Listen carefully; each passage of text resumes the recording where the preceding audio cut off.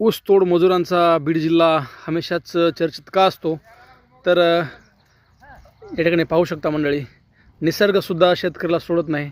बीड जिल्ह्यामध्ये काही ठिकाणच्या शेतकऱ्यांची अवस्था अशी आहे की ते कोणाला सांगू शकत नाहीत ना दाखवू शकत नाहीत. अनेक दिवसाची उघाड पावसाची आणि शेतकरी हतबल. कृषी विभागाला आपल्या चॅनलतर्फे परळी विनंती असेल की शेतकऱ्यांचे पंचनामे जागोजाग जाऊन करावेत आणि शेतकऱ्यांना मोबदला कुठंतरी मिळावा.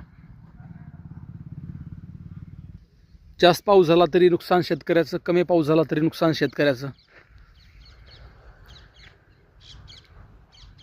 हा आहे परळी परिसर. व पीक पाण्यामुळे कशा प्रकारे वाळले पाहू शकता या ठिकाणी मंडळी. एक लाईक कमेंट शेतकऱ्यांसाठी.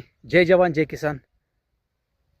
नेमकंच पीक जोमात आलं आणि पावसाने उघाड दिली. अनेक दिवसांची प्रतीक्षा संपली, कारण का आता तर शेतकऱ्यांचं पीक हातात आलेलं निघून गेलं आहे. फळधारणा झाल्यानंतर भरपूर दिवस झाले याला पाऊस भेटला नाही. अतिशय कष्टाने पिकवलेलं पीक हातातून निसटलं गेलं.